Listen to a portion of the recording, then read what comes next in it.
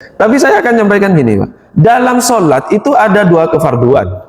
Ada sifatnya qauliyah, ada sifatnya fi'liyah.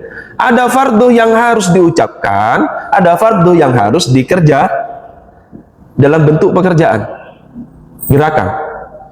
Nah, ketika sifatnya adalah qauliyah, maka di situ itu harus mura'ah, harus menjaga. Semua kefarduan harus mura'ah, terutama ketika kita berbicara tentang qauliyah. Terutama ketika qauliyah kita juga berbicara tentang Al-Fatihah. Harus mura'atul huruf. Harus bisa menjaga huruf. Haknya huruf itu harus terpenuhi. Sekarang gini, Pak. Bagaimana kita akan sholat, kemudian mura'atul huruf, kalau kita tidak paham tentang huruf. Huruf itu ada berapa, Pak? Huruf hijaiyah 30? Oke, nggak apa-apa. Yang masyhur berada berapa? 28. Nah, yang masyhur. Ya, tadi ambil yang ikhtilaf nggak apa-apa. Ya kan nggak apa-apa, mau berbeda boleh. Kita ini fleksibel aja. Nah, 28. Apakah kita tahu tempatnya hurufnya 28 itu? Kita ini harus menjaga huruf itu. Apakah makharijul hurufnya, tempat keluarnya huruf kita sudah paham? Belum. Hampir ya. Kalau hampir saya ini, hampir lah ya. Sekarang gini, huruf itu ada, tempat keluarnya huruf ini. Lah paling enggak nanti kalau habis ini, oh saya harus tahsin gitu aja. Saya itu tujuannya ditanya tentang babnya apa, materinya tentang sholat. Iya tentang sholat, tapi saya nggak akan bahas sholat. Sholat hanya prolog saja. Tapi isinya dalam sholat orang kita harus paham. Karena kalau bahas sholatnya sudah dibahas. Ngapain saya ngulang 2 kali, capek-capek betul bahas tentang kunut misalkan. Kunutnya sudah dibahas, sudah lah. Apa yang ada di sholat itu sudah, saya lihat YouTube-nya, Pak. Biarpun kadang tidak tuntas, padahal jangan di skip katanya. Bismillahirrahmanirrahim. Makharijul huruf, tempat keluarnya huruf itu ada namanya halkun. Halkun apa halkun maksud? Halkun ya, tenggorokan. Nanti ini tenggorokan, Pak, dibagi 3, Pak. Ada yang adna, ada yang a'la, ada yang aqsa. Tapi kita tidak usah, nanti kelamaan. Ini sudah hampir jam 6. Cepat kita ya. Hampir jam 6. Jam 6 tutup. Nah, tenggorokan. Di tenggorokan ada yang pangkal, ada yang tengah, ada yang atas gitu saja. Di pangkal tenggorokan ada 2 huruf. Hurufnya adalah huruf hamzah dan huruf ha. Kemudian di tengah itu ada 2. Ada huruf ain, ada huruf ha. Di atas itu ada huruf ghain dan huruf kha. Jadi pelafatannya aha, ha'a, kha. Di sini. Nah, ini yang kemudian kalau kita membicarakan tentang makharijul huruf, ketika yang halkun ini banyak makharijul huruf kita tidak sampai. Rata-rata itu hanya ada di mulut. Kita praktekkan saja. Kalau percaya tidak percaya sampean. Ini tidak usah sampean, Pak, ustadz kita saja. Kalau baca, tidak pakai mic, takutnya di mulut semua. Tapi kalau pakai mic, wah jelas kayaknya. Baca ya salat asar. Bismillahirrahmanirrahim. Bismillahirrahmanirrahim. Di situ ada huruf halqun apa enggak? Ada, yaitu huruf ha di lafaz Allah. Coba sekarang kita lafadzkan sama-sama. Bismillahirrahmanirrahim. 1, 2, 3. Itu di sini semua, Pak. Ngumpul di sini semua, enggak ada yang sampai sini. Padahal itu di pangkal tenggorok. Bagaimana kita akan mura'atul huruf? Sampean rasakan, tidak usah ditunjuk tenggorokannya, enggak nyampe, yakin saya. Baca sampean alhamdulillah. Alhamdulillahi rabbil alamin. Enak kayaknya, Pak. Tapi di mulut semua, enggak ada di sini. Alhamdulillahi rabbil alamin. Kalau kita baca salat asar, alhamdulillahirabbil alamin. Di mana mura'atul hurufnya? Nah ini hampir kita semua baca seperti itu. Tidak ada baca Allahu itu, Pak. Allahu Akbar itu sampean. Allahu Akbar. Coba sampean. Nyampe sini apa enggak? Di sini semua. Mohon maaf. Padahal ketika baca suratul Fatihah kita harus jaga mura'atul hurufnya, harus dijaga. Kenapa kita tidak sampai-sampai? Tidak tahu tempatnya di mana. Pokoknya bunyinya A. Tidak sampai ke A. Yang penting bunyinya A. Tidak sampai ke A. Gitu. Nah ini muraatul huruf di sini. Kita naik keluar, Pak. Di lisan itu, Pak. Yang paling dalam, yang paling belakang itu hurufnya ada berapa, Pak? Ada kof, ada kaf. Kan dari sini, Pak. Kita dari dalam dulu. Ada ko, ada ka. Ada kof, ada kaf. Ko masalahnya nanti terkait masalah sifat. Tapi ini makhorijul hurufnya dulu. Ko, ka. Kemudian di tengah lidah itu ada 3. Jim, shin, iya. Apa? Jim, shin, iya. Ja, sha, iya.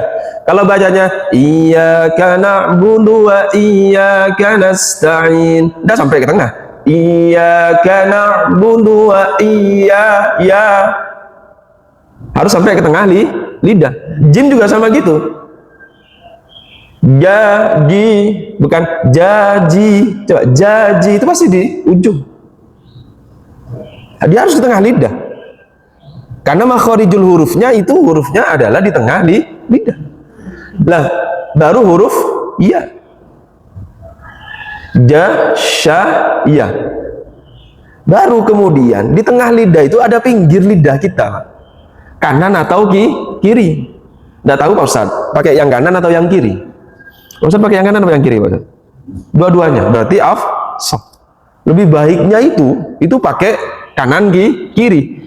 Keluarnya dari pinggir lidah diangkat ke atas. Hurufnya adalah huruf dot yang paling susah. Nanti Pak, nanti kalau sudah sampai dengan sifatul hurufnya, ini baru keluarnya tok ini Pak. Tak jelasin sama sifatul hurufnya. Biar pulang nanti aku ini butuh belajar Quran lagi kayaknya. Enggak apa-apa kalau untuk sholat. Huruf dot. Kemudian pindah ke ujung lidah. Ujung lidah ini Pak, kita tempelin dari atas, gusi atas. Baru ditempelin di gigi seri atas. Baru diturunin di bawahnya gigi seri atas. Baru turunin lagi di belakang gigi seri bawah. Bingung nanti Pak Gusman. Ini judulnya apa tentang sholat tapi urusan gigi ini. di YouTube-nya bingung nanti Pak. Ini judulnya apa gitu. Sholat dan gigi misalnya ini. Sekarang gini Pak. Ini biar kita ada kepekaan ketika sholat untuk ihtidar, untuk hati-hati.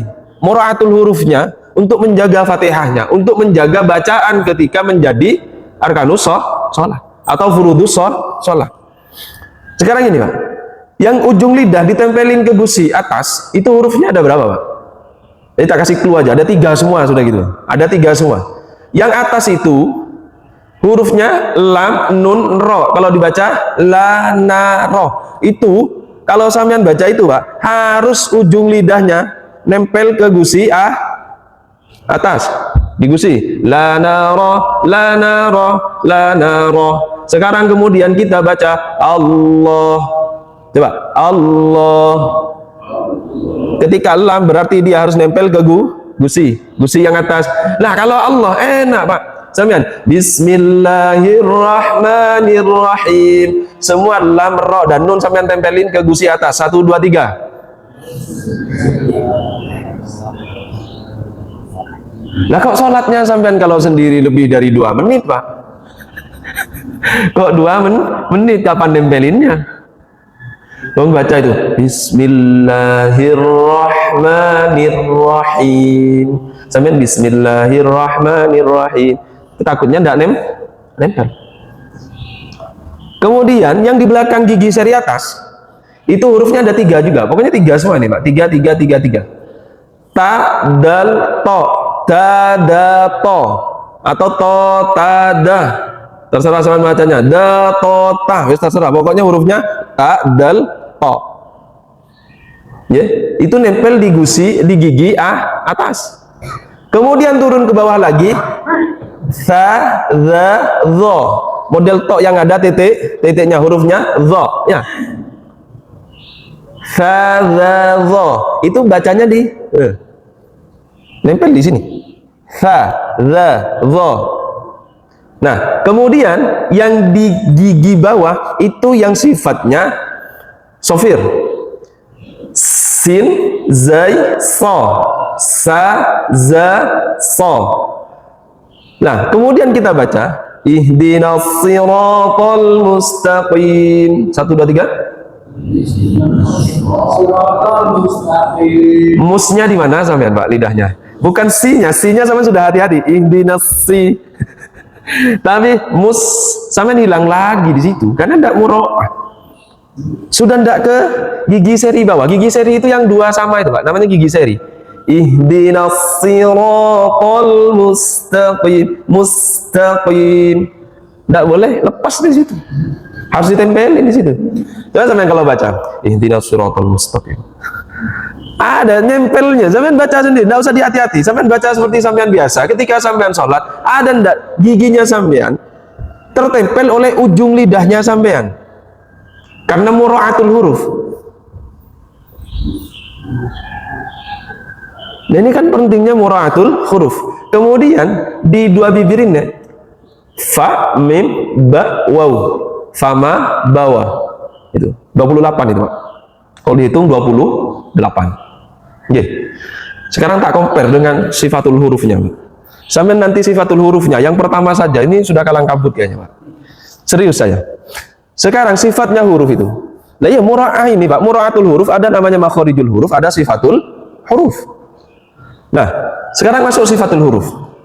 Pokoknya nanti terserah Pak Gusman lah, mau diedit kayak apa. Oh, tentang sholat tapi oleh ngelundas. Nah, sifatul huruf. Sifatul huruf itu satu, ada namanya hamas. Hamas itu, Pak, yang biasa kita pahami kalau baca bat. Fahadits, keluar angin. Keluar angin. Kemudian hurufnya ada 10. Hurufnya ada 10. Fahathaha syakhasa sakata.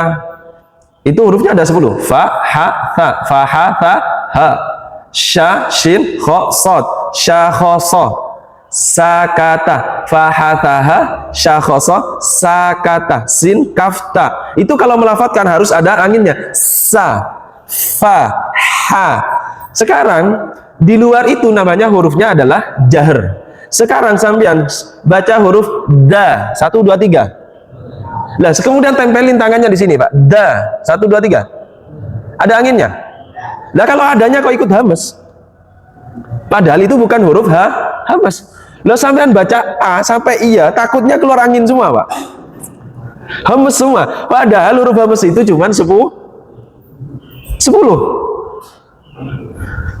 Hatta Ustadz. Kalau ndak muro'ah, ndak mau menjaga, takutnya ndak hati-hati, takutnya hamas semua. Bilang a, bilang ba, coba ba. Kalau ada tekanan berarti angin keluar di situ. Pak Ustadz ndak mau gini, takutnya keluar angin. Nah iya, lah kalau nggak muro'ah, Pak. Mungkin kalau di muro'ah, di hati-hati kita bisa. Sama dengan gini, Pak. Sampai ngiris bawang gini atau ngiris buah gini, kalau nggak hati-hati pasti kena. Kenapa nggak kena? Karena hati-hati. Nah ini pentingnya muro'ah. Sampean sholat bisa bablas semua huruf itu. Kalau muro'ah insya Allah. Tapi kalau imam biasanya muro'ahnya ketika ada mic-nya, suaranya. Ketika tidak ada suaranya, yang harus kembali ke habitatnya. Nah iya yang tidak. Sampean nggak percaya. Nih Pak Imam, ini Pak Imam kita nih. Ada mic-nya dengan tidak ada mic-nya, Fatihahnya lebih panjang mana? Ada mic-nya, sepakat di situ. Lah, berarti nah iya, enggak usah menilai kebiasaan ini, Pak. Enggak usah dinilai. Hampir semua. Lah, apakah ketika tidak ada mic-nya muro'ahnya hilang? Apakah tergantung begini lah, apakah Fatihah itu mura'atul hurufnya itu apakah hilang ketika tidak ada mic-nya? Apakah ketika tidak ada mic-nya kemudian bacaan Fatihahnya boleh asal? Padahal kalau orang itu tidak sah Fatihahnya, ya tidak sah sholatnya. Nah, itu termasuk arkan ya, Pak, rukunnya sholat itu. Nah, iya kan? Nah, nih itu sifatnya hamas, jahar lawannya. Kemudian ada syiddah, ada yang ditekan. Kemudian ada rikhwah. Kemudian ada baina di situ, ada di antara itu. Nah, ada syiddah, ada rikhwah. Nah, syiddah ini hurufnya ajada, koto, bakata. Kemudian kalau rikhwah ini lana, amaro. Sisanya itu rikhwah. Apa namanya? Baina. Kalau baina itu lana, amaro. Sisanya dilepas. Lah sampean bacanya lepas semua atau ada yang ditekan? A, jim, dal itu ajada, of, to, ba, kaf, ta itu harus ditekan. Nah, sisanya itu tekan setengah atau dilepas. Kalau sampean dilepas semua, sekarang gini Pak. Ketika baca apa? Iyyaka na'budu wa iyyaka nasta'in. Selanjutnya itu apa ayatnya? Yang ditekan hamzahnya apa haknya? Nah, ini. Sampean ketika baca itu fokusnya ke huruf hamzah apa ke huruf ha? Ke huruf ha. Yang ditekan rata-rata huruf ha. Padahal huruf ha itu tidak butuh penekanan.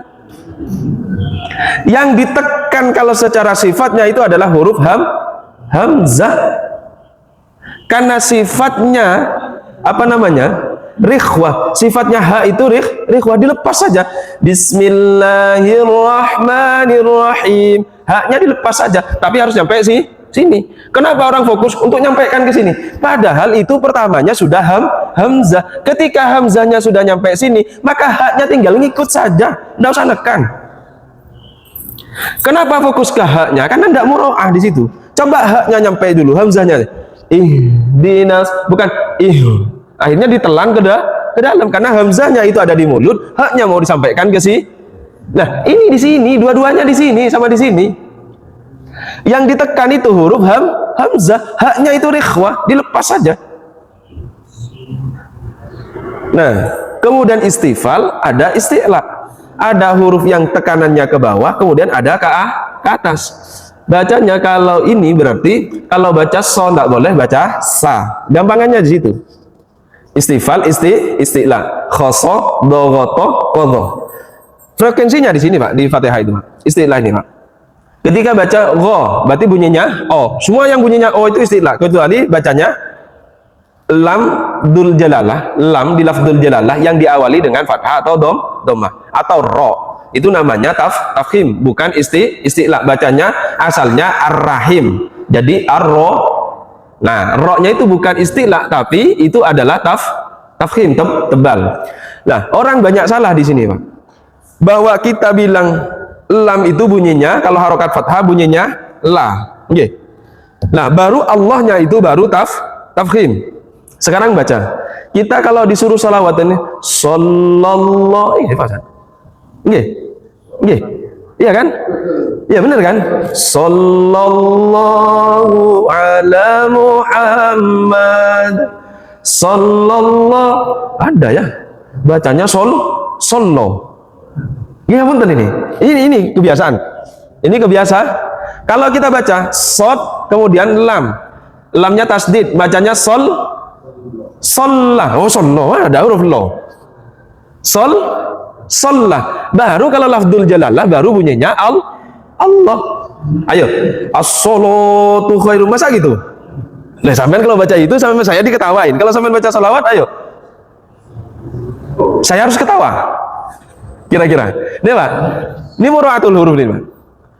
Sallah, as-salah, bukan as-solo. Nggih? Sampean baca salawat sallallahu apa sallallahu? Sallallahu. Ini belajar mura'atul huruf. Saya enggak pernah bilang apa as-salatu khairum minan naum, as-salatu gitu Pak. Salah. Oh iya, ini harus tahu, ini sudah ngaji nih, sudah bisa menyalahkan berarti. Nah, sekarang gini Pak, ghain itu istilah. Kapanpun itu harus istilah. Bacanya ghairil mag.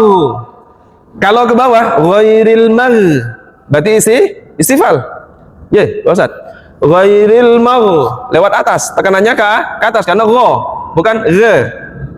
Kalau ke bawah ghairil mag. Untuk nyampaikan di sini ditekan ke bawah. Kalau tekanannya ke bawah berarti istifal. Padahal ini huruf nah, sampai kalau baca ghairil ke bawah, ghairil bukan ghari, tapi istilahnya tetap dapat, harus ghari sama dengan sampean baca kalau tidak ada hamesnya kopi kubak. Kalau dibaca kafnya tidak ada hamesnya kaki kubak. Sekarang ka dengan ko dalam bentuk kasroh dan dhamma bacanya sama kiku.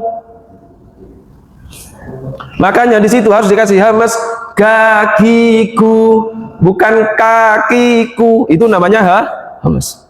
Sampean bacanya iyyaka na'budu apa iyyaka na'budu? Nah berarti kakiku, belum ada hamesnya.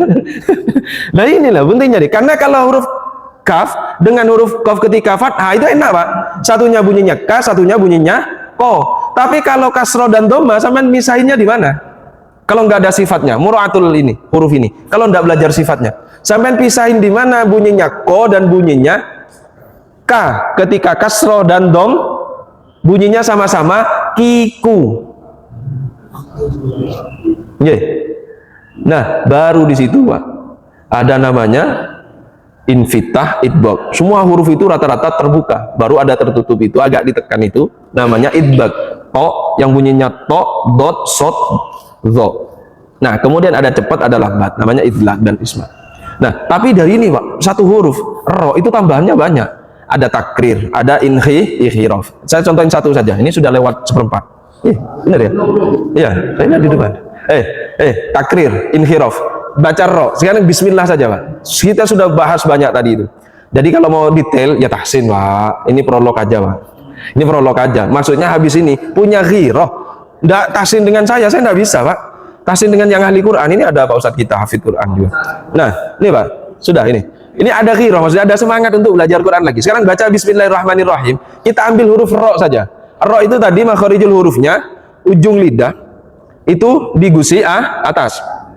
Untuk nyampein khiraf berarti ujung lidah bersama tepi lidah kanan kiri itu juga harus nempel ke atas. Yang ditempelin itu adalah punggung lidah. Punggungnya lidah, nempel ke gusi atas. Berarti tidak butuh ditekuk, tapi ini. Nah, keluarnya itu harus takrir, marrotan ba'da marrot, harus bergetar. Kemudian karena inkhiraf, dia keluarnya dari samping, kanan kiri ini. Bukan ro, tapi ro. Yuk, Lah ini, satu huruf saja. Artinya, kalau kita mau moro'ah, berarti kan harus tahu. Untuk tahu harus belajar. Ada ghirah kita untuk memperbaiki sholat kita, ada ghirah kita untuk memperbaiki ibadah kita kepada Allah. Yang awalnya asal harus mempunyai usul. Jangan asal, tapi harus punya usul, harus punya kaidah. Nah, nih. Huruf ro itu kalau kita tidak hati-hati bunyinya bismillahirrahmanirrahim. Ada orang yang ngejar tafkhimnya bismillahirrahmanirrahim sampai seperti itu. Nah, ini tidak usah maksa kita. Sampaikan saja kepada makharijul hurufnya, sampaikan saja sesuai dengan sifatnya. Ro. Lewat pinggir sini. Ro sama dengan la. Bukan la, tapi la.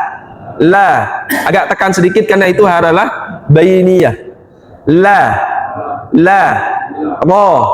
Bismillahirrahmanirrahim. 1, 2, 3. Nah, itu lamnya masih kurang inhiraf, kurang ke samping. Karena inhiraf itu hurufnya ada 2, lam sama ro. Bismillahirrahmanirrahim. 1, 2, 3. Bismillahirrahmanirrahim. Rahmanirrahim. Kalau bacanya roh ke dalam harus dilepas keluar. Rahmanirrahim. Bukan roh. Ini. Kalau ini Pak, roh itu ke dalam, keluar. Roh. Ah, dilepas saja anginnya. Bismillahirrahmanirrahim. Nah, disitulah kita pentingnya tahsin. Tahsin itu untuk mura'atul huruf. Apalagi kemudian mura'ah itu bukan hanya tentang huruf, tapi tentang tasdid. Tidak boleh kita melepaskan tasdid ketika sholat, ketika suratul Fatihah. Ketika yang sifatnya qauliyah itu harus betul-betul dijaga hurufnya, dijaga tasdidnya. Makanya kalau baca ghairil maghdubi alaihim walad, masih gitu kan? Itu karena ada waladdall, masih ada itunya. Ya. Nah, kalau tidak ada itunya waladdallin, nah enggak usah. Sudah sholat sendiri aja sampean. Maksudnya ya kalau imamnya sudah tidak jelas Fatihahnya kan boleh kita toh. Oke, boleh kan? Boleh. Tidak meninggalkan itu, cuman tidak bermakmum di situ. Boleh toh? Boleh. Nanti tanya sama Ustadz Agus. Bagaimana kalau ini Pak? Nanti tanya sama Ustadz Agus. Saya kan mau bahas tentang intinya di dalam. Kalau imamnya sudah nyata-nyata misalkan tidak mura'atu tasdid. Iyyaka na'budu wa iyyaka nasta'in sudah dibaca iyyaka na'budu wa misalkan tidak pakai tasdid kan merubah makna. Mura'atul itu kan harus di situ. Nah, kemudian tidak pakai di situ. Nah, apakah kita boleh bermakmum di belakangnya? Tanyakan ke Ustadz Agus Khairul Huda, bukan tanya ke saya. Nah, kan gitu kan? Nah, di situ. Maka di sini saya tidak bahas sholat, Pak. Saya tidak bahas sholat ya. Mohon maaf. Tapi babnya tentang sholat. Nah, ini kayaknya apa namanya? Cuman membangkitkan gini saja, Pak. Sholat kita, kenapa sholat itu menjadi hal yang penting untuk kita perbaiki, termasuk di dalam semua hal yang berkaitan tentang sholat, agar kita kemudian terdorong an dzikrillah, untuk selalu ingat Allah. Ketika kita belajar, saya belajar tentang Fatihah karena kemudian ingin memperbaiki sholat. Saya belajar tentang huruf-huruf karena saya ingin mura'ah setiap huruf yang sifatnya qauliyah di dalam rukun-rukunnya sholat. Saya kemudian ingin memperbaiki semuanya karena Allah. Itu yang kemudian ingin ditanamkan kepada kita semua, agar kemudian pelajaran tentang sholat yang sudah proporsional itu harus kita tanamkan betul-betul. Inna sholata kanat alal mu'minina kitaban mauquta, itu proporsional, betul-betul proporsional. Kita kadang mengejar dunia sampai harus ini, cari lisensi ini, sertifikat ini untuk memenuhi standar. Nggih, bagusan nggih. Untuk memenuhi standar pekerjaan itu harus cari lisensi ini, sertifikat ini. Kalau kita huruf saja, makharijul huruf, kalau tidak punya lisensi. Kalau kita bacaan surah Fatihah saja, kalau tidak punya sanad. Nah, inilah maksud saya. Artinya ayo kemudian dorong diri kita, karena pentingnya belajar Al-Quran itu bukan hanya untuk tilawah Quran, tapi bagaimana kemudian dalam aspek yang lebih jauh menjaga ibadah kita kepada Allah Subhanahu wa Ta'ala terkait tentang salat-salat kita. Mudah-mudahan kita semua selalu dikuatkan oleh Allah untuk senantiasa belajar ilmunya Allah Subhanahu wa Ta'ala. Al-Fatihah. Alhamdulillahirrahmanirrahim. Iyyaka na'budu wa iyyaka nasta'in. Ihdinas siratal mustaqim. Siratal ladzina an'amta 'alaihim ghairil maghdubi 'alaihim. Bismillahirrahmanirrahim. Alhamdulillahirabbil alamin. Hamdan syakirin hamdan lillahi wa kafiran mazidah. Ya rabbana lakal hamdu kama yanbaghi li jalali wajhika wa sultan. Allahumma shalli wa sallim ala sayyidina Muhammad wa ala ali sayyidina Muhammad. Allahumma bihaqqil Fatihah wa bisadil Fatihah wa baitil Fatihah wa wajhatil Fatihah. Inna nas'aluka ya Allah, inna nas'aluka ya Allah. Allahumma sallim maqasidana wa hajatina, thabbit imanana wa sallim dinana wa dunyana wa shamardana. Allahumma ij'alna minal muta'allimin waj'alna minal mu'allimin waj'alna minal muta'amilin innaka antal 'allamul ghuyub. Rabbana ighfir lana dhunubana wa liwalidina warhamhum kama rabbawna shighara. Rabbana atina fid dunya hasanah wa fil akhirati hasanah wa qina adzabannar. Sallallahu alaihi wasallam Muhammad walhamdulillahi rabbil alamin. Terima kasih, mohon maaf yang sebesar-besarnya. Wallahul muwaffiq ila aqwamit thoriq. Wassalamualaikum warahmatullahi wabarakatuh.